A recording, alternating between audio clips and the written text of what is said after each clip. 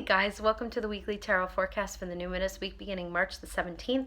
I'm Lindsay Mack, and the card that I've pulled for us this week is Five of Swords. Five of Swords, release everything. If you're a tarot person that you know about Five of Swords, because it is coming up for us this week in an extremely different way. So let's break it down. This is a really important week.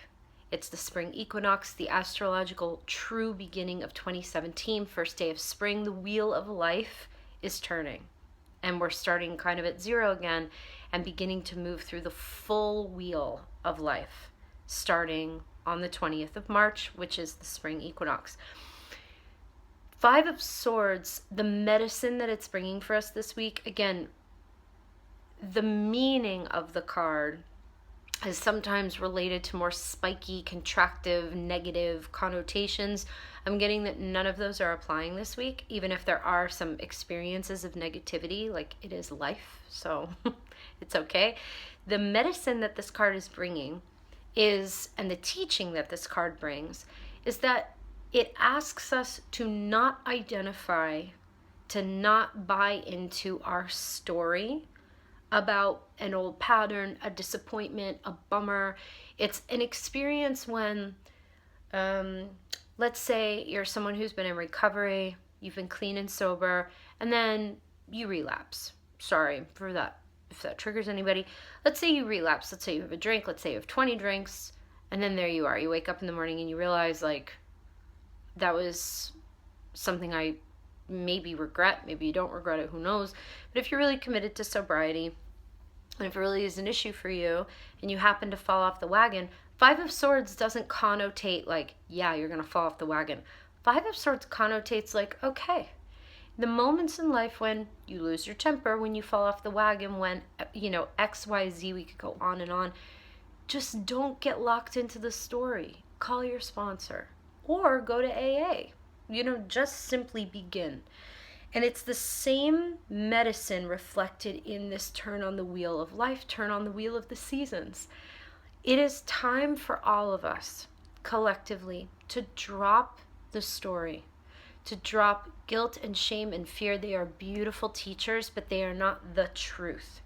The truth is we are spiritual beings in these human bodies having a human experience, and part of the human experience means that contrast is very important. It is really hard to appreciate peace. It is really hard to appreciate joy, to be fully in gratitude when there is not that sense of contrast, when we haven't seen what it is to be on the other side.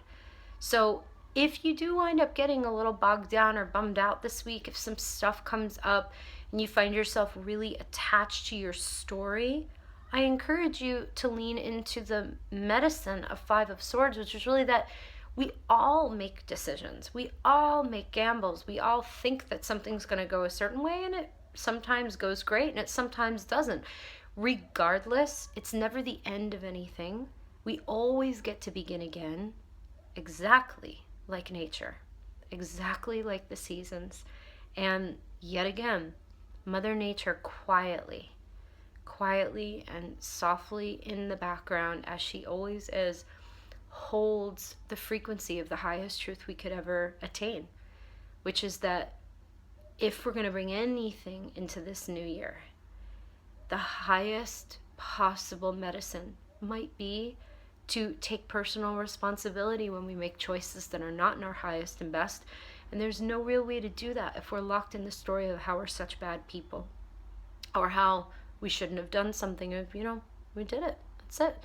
It's what we're going to do with it that matters. So set an intention for yourself to live life seasonally, cyclically, in the spiral.